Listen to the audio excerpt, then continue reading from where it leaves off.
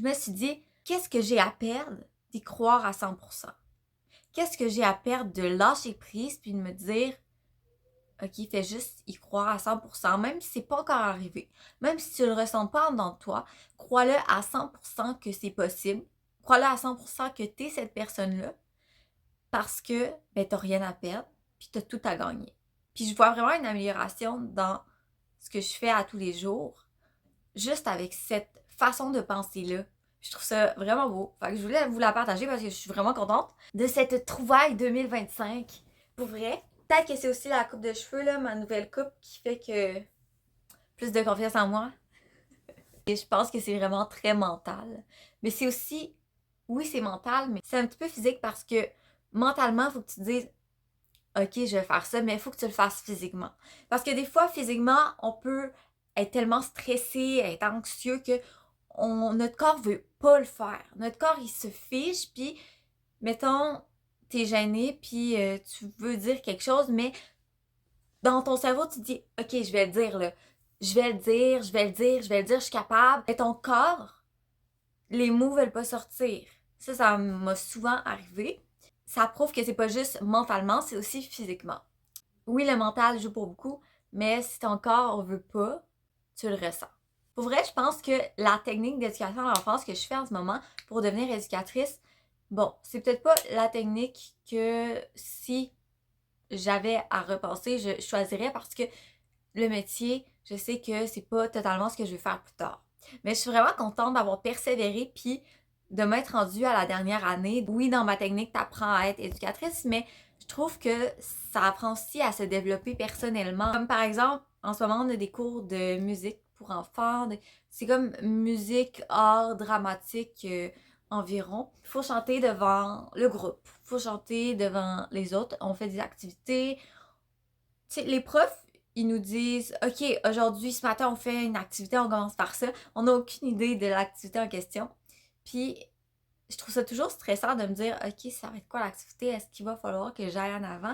Est-ce que je vais être nommée? Qu'est-ce qu'il va falloir faire? Est-ce qu'il va falloir faire des équipes? OK, je me mets avec qui? Il y a toujours un stress de, je suis pas en contrôle de la situation. Donc, qu'est-ce qui arrive? Je peux pas le contrôler. Je trouve que il y a tellement eu de moments comme ça dans mes 3 ans de cette technique-là que j'ai l'impression que je trouve ça plus facile d'accepter que, OK, mais il arrivera ce qui arrivera, j'ai pas le contrôle dessus. C'est pas moi qui choisis ce qu'on fait dans le cours, c'est pas moi qui va choisir qu'est-ce qui va arriver. J'ai seulement le contrôle sur ce que moi je décide de faire. Fait que je trouve ça beau tout ce qu'on a appris sur ça. Ça fait des liens avec n'importe quoi dans la vie parce que t'auras pas tout le temps le contrôle sur qu'est-ce qui se passe dans ta vie. Comme la maladie, par exemple, tu la contrôles pas. Si elle arrive, elle arrive. C'est pas toi qui la contrôle. Tu contrôles comment tu réagis à la nouvelle, comment tu réagis à ta nouvelle vie dans ça.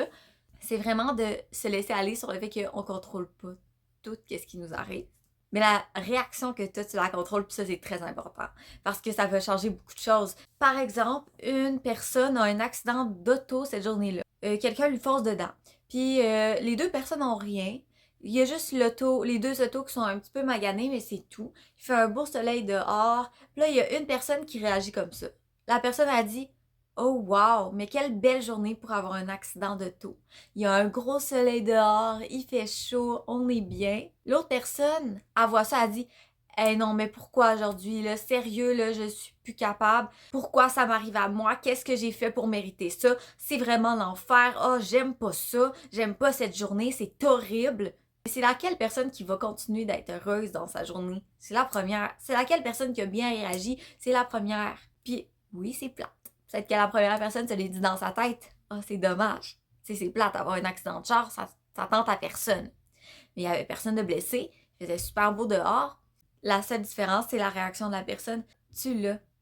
Ce pouvoir-là de décider qu'est-ce que tu fais, comment tu réagis, tu l'as dans tes mains. La décision que tu fais en réagissant de manière positive, ça impacte beaucoup toi, mais les gens autour de toi. Parce que si tu as réagi positivement, tu vas créer un bonheur qui va rester en toi.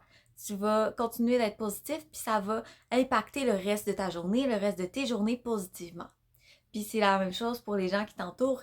Ils vont retrouver un positif, puis ils vont se l'imprégner un petit peu. Fait que c'est magnifique. That's beautiful. Tout ce que je voulais vous dire aujourd'hui. J'espère que vous avez pris les informations que vous vouliez et vous avez jeté les autres aux poubelles. Bonne nuit!